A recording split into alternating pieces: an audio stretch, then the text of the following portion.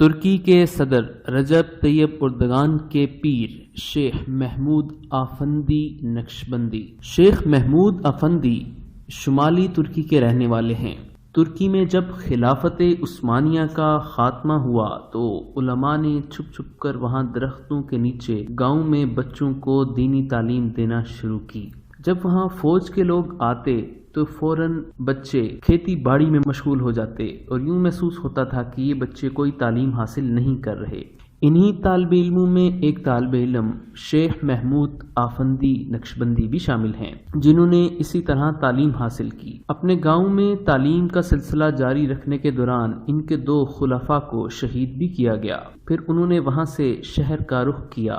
وہاں ایک قدیم مسجد تھی۔ شیخ محمود آفندی وہاں رہنے لگے اور 40 سال تک وہاں درس دیتے رہے۔ تقریباً 18 سال تک ان کے پیچھے کوئی نماز پڑھنے والا نہیں تھا، اور 18 سال کے بعد موسیٰ امجانی نامی شخص نے اپنے بچے پڑھانے کے لیے بھیجے، جن کے آج پورے ترکی میں 300 مکاتب اور مدارس ہیں۔ اب اس مسجد میں اذان ہوتی ہے تو لوگ جوق در جوق اس مسجد میں نماز کے لیے آتے ہیں۔ ترکی سے جب خلافت عثمانیہ کا خاتمہ ہوا اور وہاں کے بانی کمال اتا ترک نے عربی زبان اور دینی علوم پر مکمل پابندی لگا دی تو شیخ آفندی نے اپنے طلباء کو انگوٹھوں کے اشاروں پر صرف اور نحو کی گردان پڑھائی اور حج اور نماز کے مسئلے بھی ہاتھ کے اشاروں سے سمجھائے۔ شیخ محمود آفندی نے بہت ساری کتابیں لکھیں، جن میں قرآن مجید کا ترکی زبان میں ترجمہ 18 جلدوں میں بھی شامل ہے۔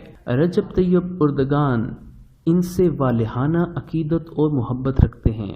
شیخ محمود آفندی کے محلے کے چشم دید گواہ عیسیٰ منصوری لکھتے ہیں کہ اس محلے میں داخل ہوتے ہی محسوس ہوتا ہے کہ گویا صدیوں پرانے دور کے خالص خانقاہی ماحول میں آ گئے ہیں۔ لوگوں کا لباس، حلیہ سب ہی شریعت کے مطابق ہوتا ہے۔ خواتین بلکہ بچیاں تک پورے حجاب میں ہوتا ہے۔ ترکی میں شیخ محمود آفندی ایک دینی صاحبان کا درجہ رکھتے ہیں۔ ان کے مرید شریعت کے پابند ہیں اور لاکھوں میں ہیں۔ ان کے مریدوں کو عمدہ سفید اماموں اور لمبی قمیضوں میں ملبوس دیکھا جا سکتا ہے۔ آج ترکی میں حضرت کا لقب انہی کے لیے معروف ہے۔ ہو ہی نہیں سکتا کہ آپ ترکی جائیں اور آپ کے کانوں میں حضرت کا نام نہ پڑے۔ فاتح مسجد کے آس پاس تو ان کے ہزاروں پیروکاروں کا جمگھٹا رہتا ہے۔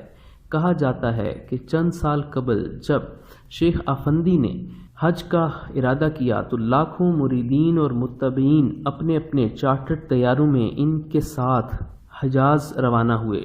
لاکھوں ترکوں کی گردنیں آپ کی اطاعت اور بیعت سے بندھی ہیں۔ ایک موقع پر حرم مکہ میں شیخ محمود آفندی کے ساتھ طواف کرتے ہوئے 20,000 زائرین پر مشتمل قافلے دیکھنے کی بھی روایت ہے۔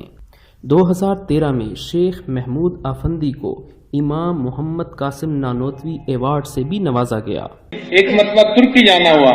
ترکی میں ایک بزرگ رہے ہیں علامہ زاہد القوثری رحمۃ اللہ علیہ، جو امام اعظم حنیفہ رحمۃ اللہ کے دفاع میں انہوں نے بہت اعلیٰ کتابیں لکھی ہیں، بہت اچھا کام کیا انہوں نے، اور ان کے شاگردوں میں بہت کم لوگ ہیں اس وقت دنیا میں۔ ایک آخری شاگرد ہیں ان کے جو ترکی میں موجود ہیں۔ ان کے بارے میں سنا تھا کہ وہ اب عام طور پر لوگوں کو حدیث کی اجازت زیادہ نہیں دیتے، بہت کم علماء کو دیتے ہیں۔ تو ہم نے مسجد میں جمعہ کی نماز پڑھی تو وہ بھی اس مسجد میں جمعہ کے لیے تشریف لائے، تو ان سے سلام کیا۔ سلام کے بعد میں نے عرض کیا کہ حضرت میں حدیث کی اجازت کی نیت سے یہاں آپ کی زیارت کے لیے حاضر ہوا ہوں۔ تو انہوں نے پھر اپنی حدیث خود بیان کی کہ میں نے علامہ زاہد القادری سے یہ حدیث پڑھی اور انہوں نے اس سے پڑھی اور اس سے پڑھی، اور پھر لکھا ہوا ایک کتاب کا بھی دیا کہ ہماری حدیث کی سند عالی ہے اور یہ نبی علیہ السلام تک پہنچتی ہے۔ تو الحمدللہ کہ وہ سند بھی اس وقت ایسی ہے کہ دنیا میں بہت کم لوگوں کے پاس ہے۔ وہاں کے ایک بزرگ عالم دین شیخ محمود آفندی مدظلہم، یہ وہاں کے بڑے عالم بھی ہیں اور بڑے درجے کے صاحب طریقت بزرگ ہیں۔ کامل شیخ محمود آفندی نے کام شروع کیا ہوا ہے کہ وہاں چھوٹے چھوٹے مکاتب شروع کیے ہیں فی الحال، اور الحمدللہ ان کا حلقہ ارادت اور ان کا حلقہ اثر دور دور تک پھیل رہا ہے۔ ویڈیو کے نیچے سبسکرائب کے بٹن پہ کلک کریں، بیل کے آئیکن پہ کلک کیجئے تاکہ ہر نئی ویڈیو کی نوٹیفیکیشن آپ کو مل جائے۔